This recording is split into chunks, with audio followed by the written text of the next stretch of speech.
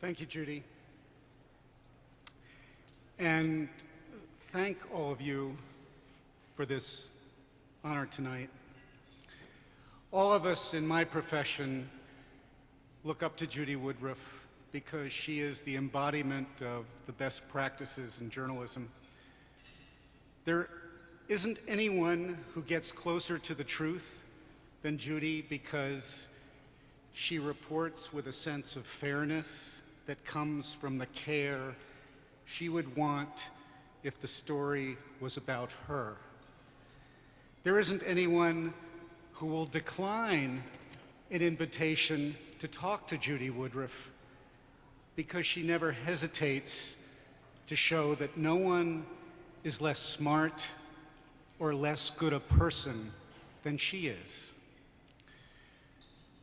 We obviously need more Judy Woodruff, so Bloomberg News, honoring the mandate from the National Council, is launching a monthly column on women and wealth, and we will increase the profiles of women in finance, business, and government who, like Judy Woodruff, remind us we have so much more to do.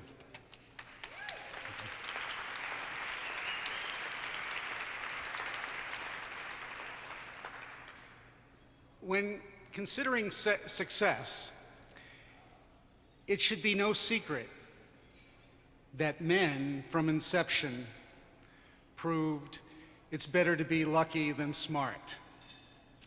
And lucky means there's a woman behind every achievement. I've been lucky because of three great women.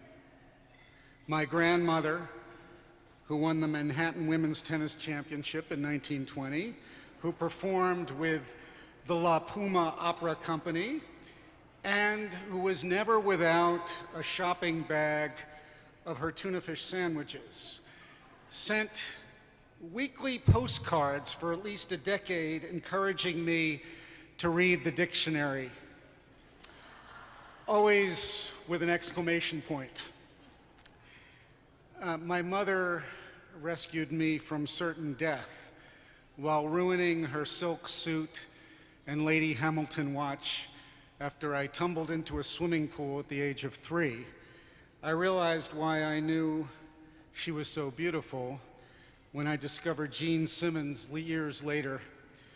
The Chanel No. 5 mixed with the scent of her mink coat and leather gloves in a middle Atlantic voice, so comforting and intimidating to a boy who knew nothing about anything. She was valedictorian at Dalton, again at Barnard, studied with Lionel Trilling at Columbia, used her flawless French to secure the recipes from Michelin star-studded chefs. She taught 8th grade English at her alma mater, became a social caseworker. At the point when the early 60s seemed to be repeating the oppressive 50s, my mother became the neighbor and best friend of Betty Friedan, while just about every husband in our suburban village insisted that her not yet titled The Feminine Mystique would never sell a copy. Betty's daughter, Emily, was my best friend until she turned 8 and moved to the West Side penthouse, paid for by her mother's bestseller. Before I was 13, I knew more about Cleopatra, Mary Shelley, Susan B. Anthony, Emily Dickinson, and Alice Paul than anyone who played for the New York Yankees. I could discuss the second sex, even if I didn't know much about Simone de Beauvoir. My mother was a perfectionist who left me wondering whether I would ever measure up to her sensibility. Sadly, she died 33 years ago before I could prove how much she accomplished because of who she was and who she wanted me to be. As I've told my wife, Lisa, of 28 years sitting here tonight, and the great one behind our great children, my mother would have been proudest of the daughter-in-law she never met and who more than anyone has inspired me.